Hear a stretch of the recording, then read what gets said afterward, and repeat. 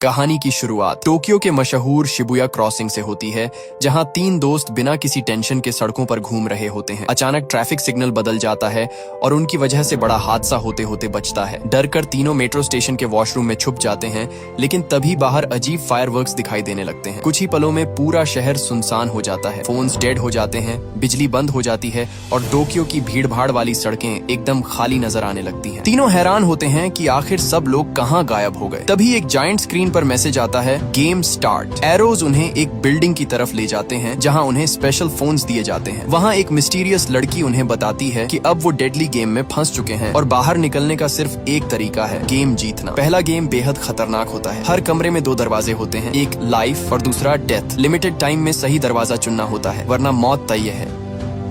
शुरुआत में सब इसे मजाक समझते हैं, लेकिन एक लड़की गलत दरवाजा चुनते ही मारी जाती है। तभी सबको एहसास होता है कि ये कोई प्रैंक नहीं बल्कि असली मौत का खेल है। धीरे धीरे मेन कैरेक्टर बिल्डिंग के पैटर्न को समझना शुरू करता है। हर रूम पिछले रूम से जुड़ा होता है और सही रास्ता दिमाग से ढूंढना पड़ता है। आखिरकार वो अपने दोस्तों के साथ गेम क्लियर करके बाहर निकल आता है। बिल्डिंग से बाहर आते ही सबको लगता है कि अब सब खत्म हो गया, लेकिन तभी फोन पर मैसेज आता है, गेम ओवर, और हर किसी को 3 दिन का वीजा मिल जाता है। पास ही एक कार्ड भी रखा होता है। तभी एक आदमी आता है और बताता है कि ये खेल खत्म नहीं हुआ बल्कि अभी शुरू हुआ है। उसका खुद का वीजा खत्म हो चुका होता है और कुछ ही देर में उसे लेजर मार देता है। ये देखकर सबके होश उड़ जाते हैं। अब उन्हें समझ आता है कि वीजा ही उनकी जिंदगी का टाइम है। अगर समय खत्म हुआ तो सीधी मौत। अगले दिन भी शहर बिल्कुल खाली और डेड ही होता है, जैसे दुनिया को खत्म हुए काफी वक्त हो गया हो। वो लोग एक मॉल में रुकते हैं, जहाँ उन्हें समझ आता है कि हर प्लेयर अलग समय पर इस दुनिया में आया है, यानी सबकी टाइमलाइन अलग है और कहीं ना कहीं कोई इस पूरे सिस्टम को कंट्रोल कर रहा है। अब शाओ शुआई और उसका दोस्त फैसला करते हैं कि अगर जिंदा रहना है तो जल्दी से इस सिस्टम को समझना होगा। अगले दिन वो एक नए गेम लोकेशन पर पहुंचते हैं, जहां पहले से कई लोग मौजूद होते हैं। तभी फोन पर नया गेम अनाउंस होता है, डिफिकल्टी स्पेड। अब साफ हो जाता है कि हर गेम अलग टाइप का होगा। गेम का असली खौफ शुरू होता है। खिलाड़ियों को समझाया जाता है कि हर कार्ड का अपना अलग मतलब है। स्पेड यानी फिजिकल गेम्स, डायमंड मतलब इंटेलिजेंस, क्लब टीम वर्क और सबसे खतरनाक हार्ट, जहाँ इंसानी इमोशंस और बिट्रेयल से खेला जाता है। इस बार जो गेम शुरू होता है उसमें सभी को 20 मिनट के अंदर सेफ जोन ढूंढना होता है। अगर किसी को किलर पकड़ ले या टाइम खत्म हो जाए तो पूरी बिल्डिंग ब्लास्ट हो जाएगी। गेम शुरू होते ही सब लोग अलग अलग फ्लोर्स पर फैल जाते हैं और अपनी जान बचाने के लिए भागने लगते हैं। शुरुआत में सबको लगता है कि शायद किलर कोई मॉन्स्टर होगा, लेकिन जल्द ही सच्चाई सामने आ जाती है। वो एक मास्क्ड आदमी होता है जिसके हाथ में मशीन गन होती है। जैसे ही वो सामने आता है, कुछ प्लेयर्स तुरंत मारे जाते हैं। एक लड़का पैनिक में गेम छोड़ने की बात करता है, लेकिन यहाँ गेम क्विट करने का मतलब भी मौत ही होता है। उधर दूसरी तरफ 2 लड़कियां जान बचाकर भाग रही होती हैं, लेकिन उनमें से एक गिर जाती है। उसकी दोस्त पीछे मुड़कर मदद करने की कोशिश करती है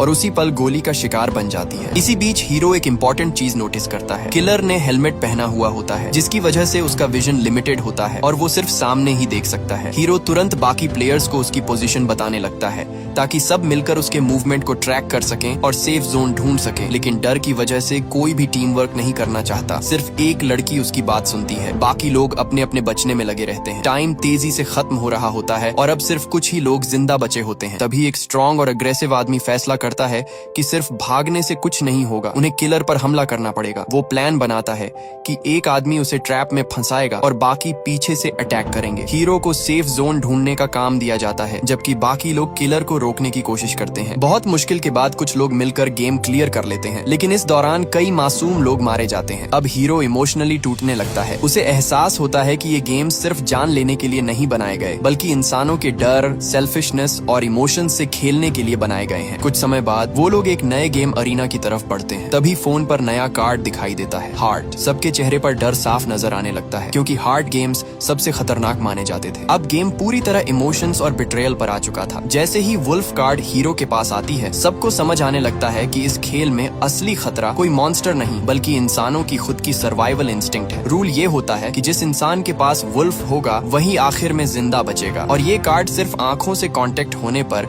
दूसरे इंसान के पास ट्रांसफर होती है। यही वजह थी कि अचानक सब एक दूसरे से बचने नहीं बल्कि एक दूसरे का शिकार करने लगे। सबसे पहले लिन को समझ आता है कि असली ताकत वुल्फ बनने में है। वो तुरंत कार्ड अपने पास लेकर जंगल की तरफ भाग जाती है। पीछे से उसका दोस्त तलवार उठाकर उसके पीछे दौड़ पड़ता है। कुछ देर पहले तक जो लोग साथ सरवाइव करने की कोशिश कर रहे थे, अब वही एक दूसरे को मारने पर उतर आते हैं। हालत इतनी खराब हो जाती है कि दोस्ती, भरोसा और इंसानियत सब पीछे छूटने लगते हैं। हीरो अब भी मानता था कि इस गेम का कोई ना कोई सोल्यूशन जरूर होगा। वो बार बार सबको रोकने की कोशिश करता है, लेकिन कोई उसकी बात सुनने को तैयार नहीं होता। एक वक्त ऐसा आता है जब कार्ड बार बार लोगों के बीच ट्रांसफर होने लगती है और पूरा माहौल पागलपन में बदल जाता है। घायल होने के बावजूद भी उसका दोस्त अपने साथियों को बचाने की कोशिश करता रहता है, जबकि लिन सिर्फ खुद के बचने के बारे में सोच रही होती है। भागते भागते हीरो एक टूटी हुई ग्लास वॉल के पास पहुंचता है और कॉलर हटाने की कोशिश करता है, क्योंकि अगर कॉलर नहीं हटा तो गेम खत्म होते ही मौत तय थी। लेकिन डर और प्रेशर की वजह से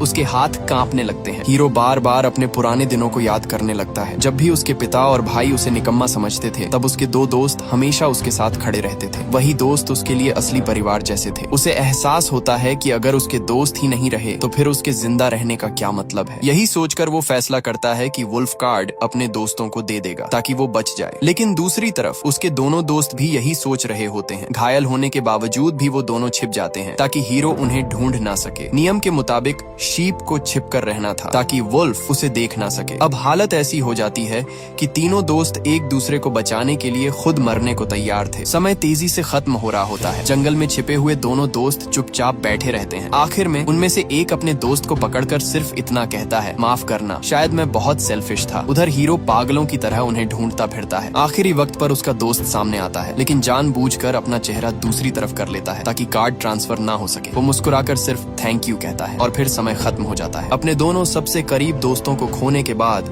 हीरो पूरी तरह टूट जाता है। वो सड़क पर घुटनों के बल बैठकर चीखता रहता है। अब उसे जिंदगी से कोई उम्मीद नहीं बचती। वो बस सड़क पर लेटकर अपने वीजा के खत्म होने का इंतजार करने लगता है ताकि बिना लड़े मौत उसे ले जाए। लेकिन तभी कहानी में एक नई लड़की उसका सहारा बनती है। लड़की हीरो को समझाती है कि अगर वो ऐसे ही सड़क पर पड़ा मौत का इंतजार करता रहा तो इससे कुछ नहीं बदलेगा। उसके दोस्त वापस नहीं आएंगे। आखिरी पल में उन्होंने अपनी जिंदगी देकर उसे बचाया था, इसलिए अब उसका हार मान लेना उनके सैक्रिफाइस की बेइज्जती होगी। ये बातें सुनकर हीरो अंदर से हिल जाता है। दर्द अब भी था, लेकिन उसे समझ आने लगता है कि उसके दोस्तों की आखिरी इच्छा यही होती कि वो जिंदा रहे और लड़ता रहे। कुछ समय बाद लड़की उसे एक नए गेम में ले जाती है। इस बार गेम पहले से भी ज्यादा खतरनाक था। शुरुआत एक पुरानी बस से होती है जहां पहले से 3 और खिलाड़ी बैठे होते हैं। सबके चेहरों से साफ लग रहा था कि वो नए नहीं हैं। तभी फोन पर गेम की जानकारी आती है। क्लब 4 मतलब टीम वर्क वाला गेम, लेकिन डिफिकल्टी भी काफी ज्यादा। रूल सीधा था, तय समय के अंदर दौड़ते हुए फिनिश पॉइंट तक पहुंचना होगा वरना मौत तय है। गेम शुरू होते ही सभी लोग सड़क पर दौड़ना शुरू कर देते हैं। फोन में दिख रहा नंबर धीरे धीरे बढ़ रहा होता है। शुरुआत में सबको लगता है कि बस दूरी पूरी करनी है, लेकिन जल्द ही हालत खराब होने लगती है। रास्ते में पानी और खाना मिलता है, मगर कोई भरोसा नहीं करता कि वो सुरक्षित है या नहीं। तभी अंधेरी सड़क पर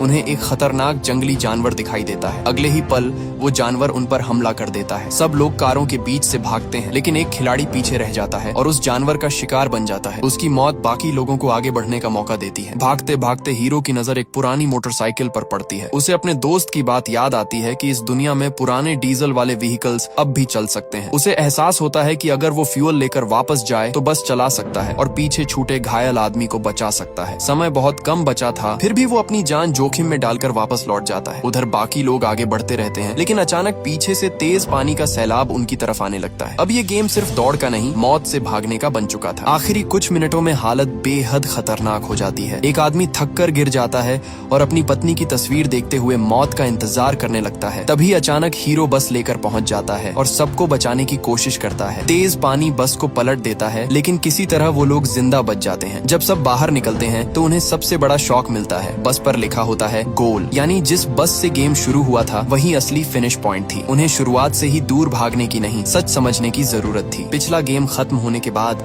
सबको एहसास होता है कि कितने लोग बेवजह मारे गए। घायल आदमी हीरो और लड़की का शुक्रिया अदा करके अलग हो जाता है, लेकिन हीरो के दिमाग में अब भी बीच नाम की जगह घूम रही होती है। उसे लगता है कि शायद वहीं इस पूरी मौत की दुनिया का जवाब मिलेगा।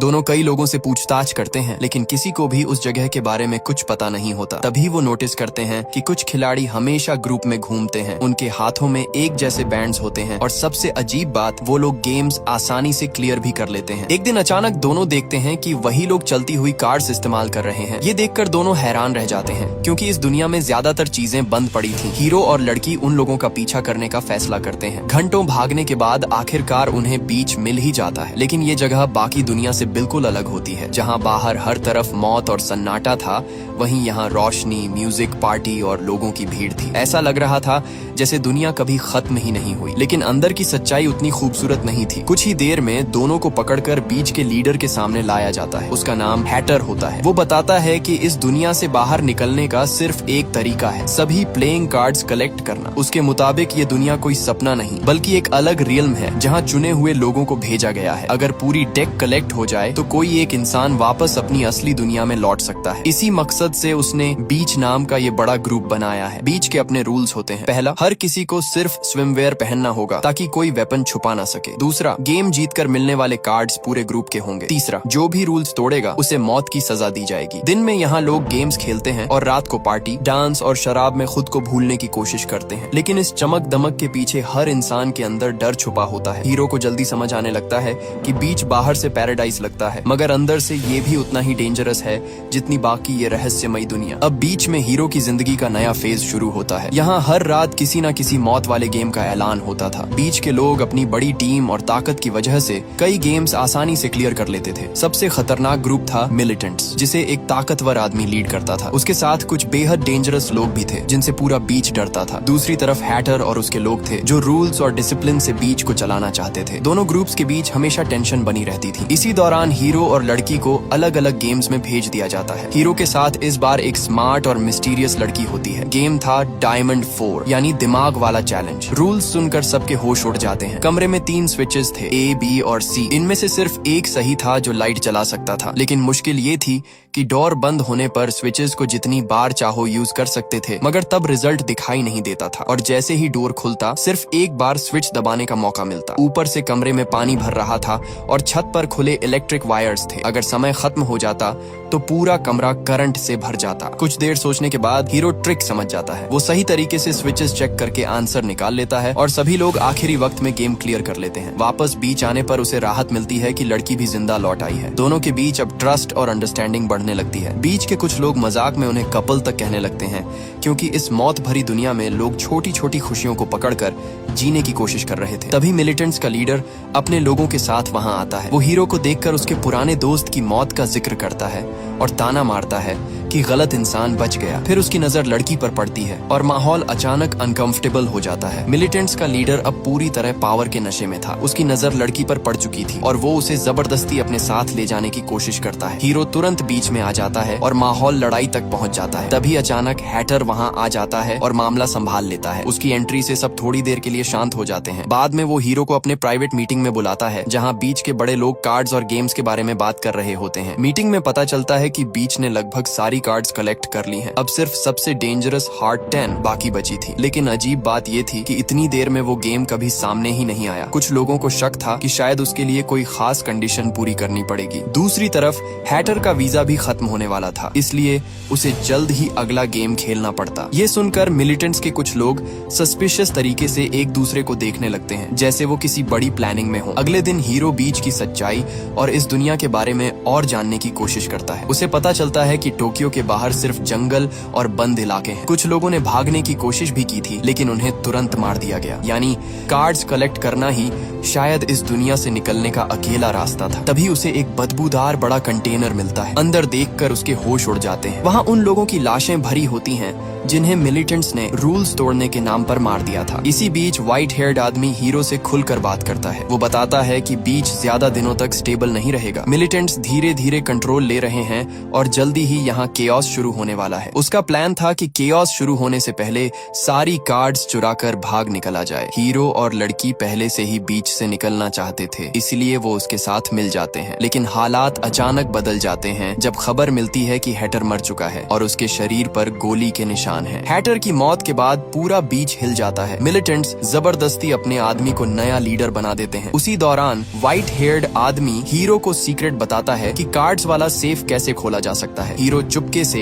लीडर के कमरे में पहुंचता है, जबकि लड़की बाहर निगरानी करती है। काफी टेंशन के बाद वो सेफ खोल भी लेता है, लेकिन तभी पीछे से आवाज आती है। हीरो मुड़कर देखता है और शॉक में रह जाता है। जिसने उसे प्लान दिया था वही उसे ट्रैप में फंसा चुका था। हीरो को पकड़ने के बाद मिलिटेंट्स उसे एक बंद कमरे में कैद कर देते हैं। उसके कान, आंखें और यहाँ तक कि सूंघने की ताकत तक टेप से बंद कर दी जाती है ताकि वो बाहरी दुनिया से पूरी तरह कट जाए। उनका इरादा सीधा था, उसे ऐसे ही छोड़ दिया जाए और वीजा खत्म होते ही ऊपर से आने वाली लेजर उसे मार दे। उधर व्हाइट हेयर्ड आदमी अपने असली प्लान पर काम कर रहा था। उसे पहले से शक था कि इतने इंपॉर्टेंट कार्ड्स किसी साधारण सेफ में नहीं रखे होंगे। हीरो सिर्फ एक डिस्ट्रैक्शन था। जब सबका ध्यान उसकी तरफ गया तब व्हाइट हेयर्ड आदमी क्वाइटली लीडर रूम में घुस गया। वहाँ उसने नोटिस किया कि नया लीडर बार बार वॉल पेंटिंग की तरफ देख रहा था। उसी से उसे समझ आ गया कि असली सेफ पेंटिंग के पीछे छुपा है। पेंटिंग हटाते ही सीक्रेट सेफ मिल जाता है और आखिरकार वो हार्ट 10 को छोड़कर बाकी सारी कार्ड्स चुरा लेता है। लेकिन तभी अचानक बीच की बिजली चली जाती है। कुछ सेकंड बाद पावर वापस आती है, मगर अब पूरा माहौल बदल चुका होता है। स्पीकर्स पर एक आवाज गूंजती है कि बीच अब एक नए गेम का अरीना बन चुका है और यही वो गेम था जिसका सबको इंतजार भी था और डर भी। हार्ट 10 हॉल के बीचों बीच एक लड़की की लाश पड़ी होती है जिसके सीने में चाकू घुसा होता है। अनाउंसमेंट होती है कि किलर इन्हीं लोगों के बीच छुपा है। अगर 2 घंटे के अंदर असली मर्डरर नहीं मिला तो वहाँ मौजूद हर इंसान मारा जाएगा। बस फिर क्या था, पूरा बीच पागलपन में बदल जाता है। लोग एक दूसरे पर शक करने लगते हैं। सबसे पहले शक लड़की की दोस्त पर जाता है क्योंकि वो हमेशा उसके साथ रहती थी, लेकिन उस रात अलग थी। मिलिटेंट्स बिना कोई प्रूफ सुने उसे जिंदा आग में फेंकने की कोशिश करते हैं। कुछ लोग रोकने की कोशिश करते हैं और कहते हैं कि बिना एविडेंस किसी को किलर नहीं मान सकते। तभी एक और लड़की के हाथ पर खून दिखाई देता है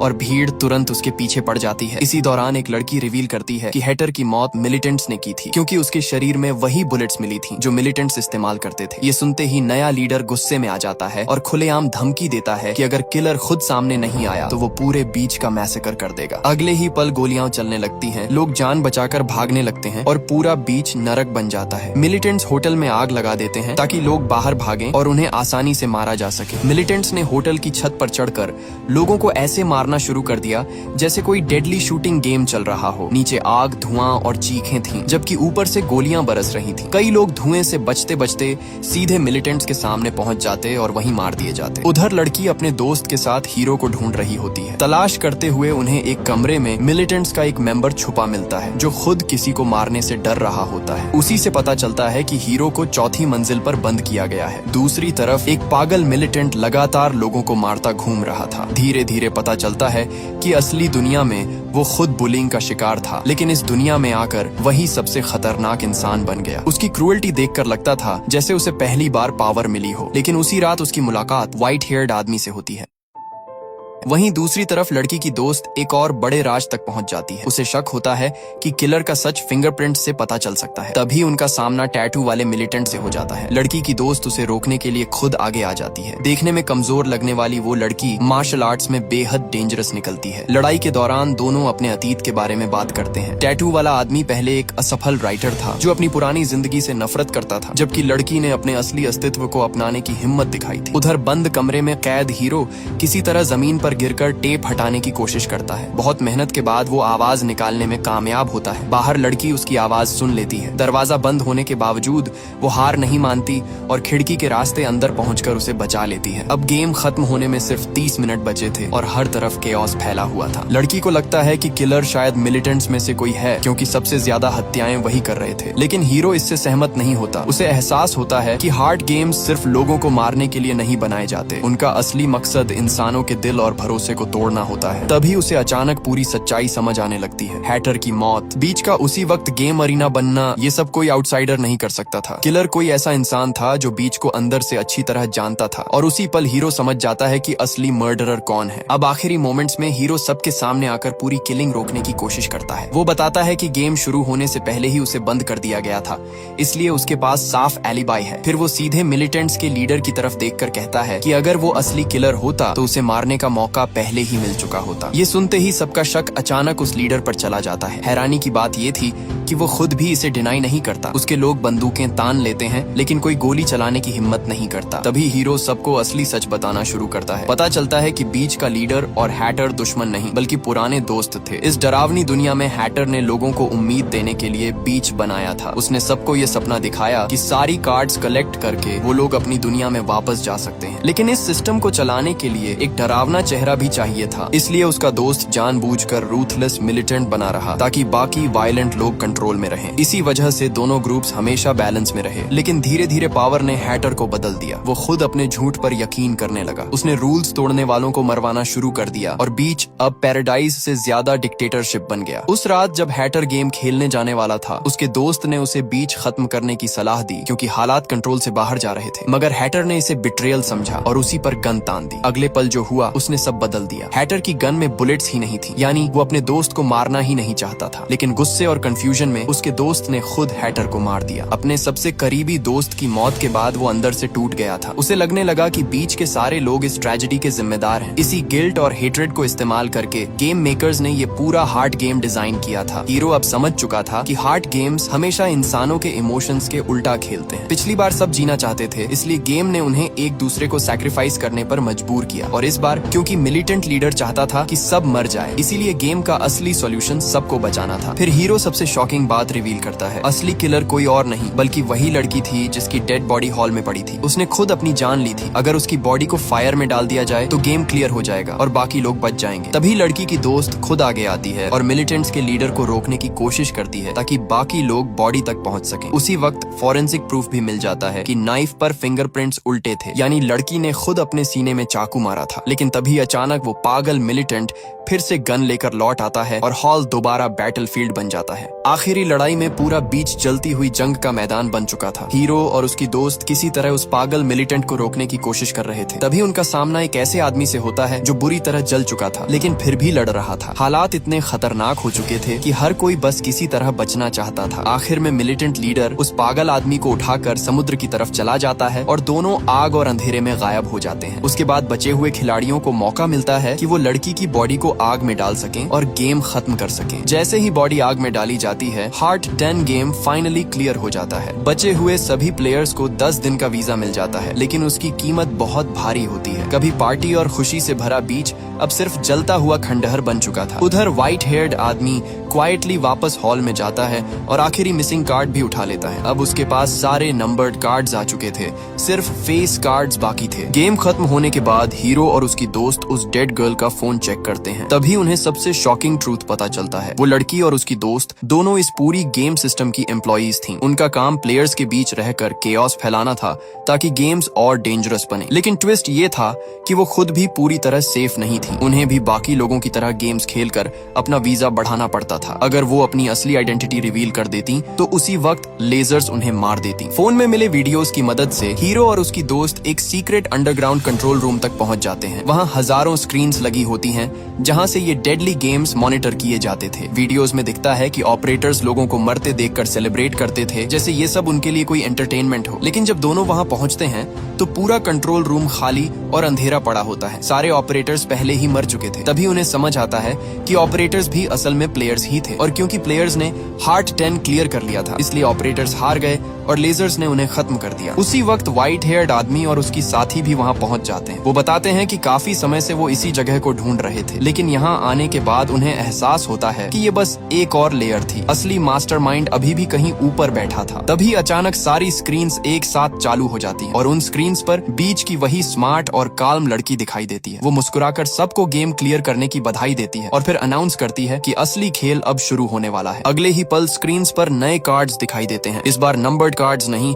बल्कि किंग, क्वीन और जैक, यानी अब शुरू होने वाला था दूसरा स्टेज जहां सामने होंगे असली फेस कार्ड मास्टर्स। वो लड़की कहती है कि अगले दिन से नए गेम्स शुरू होंगे और इस बार बचना पहले से कहीं ज्यादा मुश्किल होगा। खिलाड़ियों को लगा था कि नाइटमेयर खत्म हो गया, लेकिन सच्चाई ये थी कि वो तो सिर्फ शुरुआत थी।